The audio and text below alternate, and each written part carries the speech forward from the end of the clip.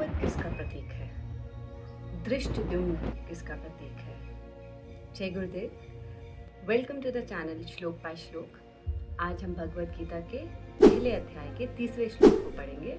पश्यताम पांडुपुत्राणाम आचार्यम महतिम च मुम व्यूढ़म द्रुपदपुत्रेण तब शिष्येण धीमति। पांडवों की इस महान सेना को देखिए जिसे आपके बुद्धिमान शिष्य द्रुपद पुत्र ने इस व्यूह रचना में खड़ा किया है।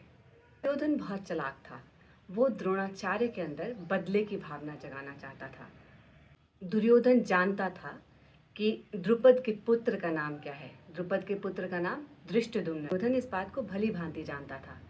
फिर भी द्रोणाचार्य के अंदर बदले की भावना को जगाने के लिए उसे उसके साथ हुए अपमान और अन्याय का स्मरण करवाने के लिए दुर्योधन ने द्रुपद पुत्रेण शब्द का प्रयोग किया है। द्रुपद और द्रोणाचार्य बचपन में बहुत अच्छे मित्र थे। वे दोनों एक ही साथ एक ही गुरुकुल में पढ़ते थे। द्रोणाचार्य ऋषि भरद्वाज के पुत्र थे। दोनों ही भरद्वाज ऋषि के आश्रम में शिक्षा ग्रहण करते थे। युवा अवस्था तक उनकी ये मित्रता इसी प्रकार बनी रही। शिक्षा पूर्ण होने के बाद द्रुपद राजा बन गया और द्रोणाचार्य वैसे ही एक साधारण ब्राह्मण की तरह रहे। एक बार ऐसा हुआ कि द्रोणाचार्य को कुछ मुश्किल आन पड़ी और उस मुश्किल के समाधान के लिए वे द्रुपद के पास उसकी सभा में गए। लेकिन जब द्रुपद ने देखा कि एक गरीब ब्राह्मण है, इस ब्राह्मण के पास कुछ नहीं है, तो वह उसे अपना मित्र मानने से उसे हिचकिचाहट हुई। तो उसने उसे सबके सामने भरी सभा में अपना मित्र मानने से इनकार कर दिया। द्रुपद के इस व्यवहार के कारण द्रोणाचार्य के मन को बहुत आघात महसूस हुआ और उन्होंने ये प्रण लिया कि मैं तुम्हें तुम्हारी सत्ता से उखाड़ फेंकूंगा, मैं तुम्हारा राज्य तुमसे छीन लूंगा। इसी प्रण को पूरा करने के लिए द्रोणाचार्य कौरवों के गुरु बने और उन्होंने गुरु दक्षिणा के रूप में अर्जुन से यह मांगा कि तुम मेरे साथ चलो और द्रुपद को पराजित करो। अर्जुन ने द्रुपद को पराजित कर दिया और जीत गया और सारा का सारा राज्य अपने गुरु के चरणों में डाल के रख दिया। तब द्रोणाचार्य ने द्रुपद की ओर दया दिखाते हुए से कहा कि मैं केवल उत्तरी राज्य का शासक बनूंगा और तुम दक्षिणी राज्य के शासक बने रह सकते हो। लेकिन इस पूरी घटना से द्रुपद को बहुत आघात लगा और उसने बदले का प्रण ले लिया। उसने एक बहुत बड़ा यज्ञ किया जिससे उसे पुत्र प्राप्ति की आकांक्षा थी।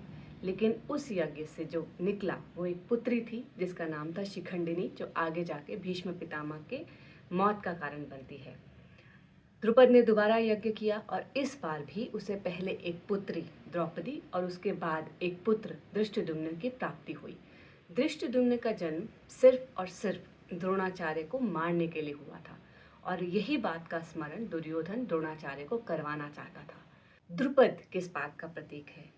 द्रुपद शक्ति और आस्था का प्रतीक है। द्रोणाचार्य लालच का प्रतीक है। लालच कई बार आस्था को उखाड़ फेंकता है। जब वो बहुत स्ट्रांग होता है, बहुत शक्तिशाली होता है, तो आस्था को उखाड़ फेंकता है। लेकिन अगर आप अपनी आस्था में पूर्णतः दृढ़ हैं, एक स्तंभ की तरह, एक पिलर की तरह हैं, तब लालच आपको हिला नहीं सकता। चालाकी से द्रोणाचार्य को इस बात का स्मरण करा के उनके अंदर द्वेष, उनके अंदर बदले की भावना जगाने के लिए दुर्योधन उनके पास गया और कहा, देखिए द्रुपद पुत्रेण, द्रुपद के बेटे ने इस पांडवों की सेना की जो व्यूह रचना करी है, इसे देखिए। और एक और शब्द का प्रयोग किया है, तब शिष्येण धीमता, आपके बुद्धिमान शिष्य।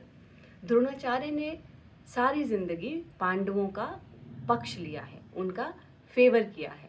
तो उसी बात का स्मरण करवाते हुए दुर्योधन कह रहा है, तब शिष्येण धीमति, आपके बुद्धिमान शिष्य यानी पांडु के पुत्र, इनकी इस सेना को देखिए। इन्होंने इस सेना के सेनापति धृष्टद्युम्न को बनाया है, ये जानते हुए कि धृष्टद्युम्न का जन्म आपके वध के लिए हुआ है, फिर भी उन्होंने धृष्टद्युम्न को आगे रखा है। देखिए, जिनका पूरी जिंदगी आप पक्ष लेते रहे, वो आपके साथ क्या कर रहे हैं। तो ऐसे ऐसे शब्दों का प्रयोग करके दुर्योधन द्रोणाचार्य के अंदर द्वेष और बदले की भावना जगाना चाह रहा है। पांडवों की सेना 11 अक्षौहिणी थी और पांडवों की सेना केवल 7 अक्षौहिणी ही थी।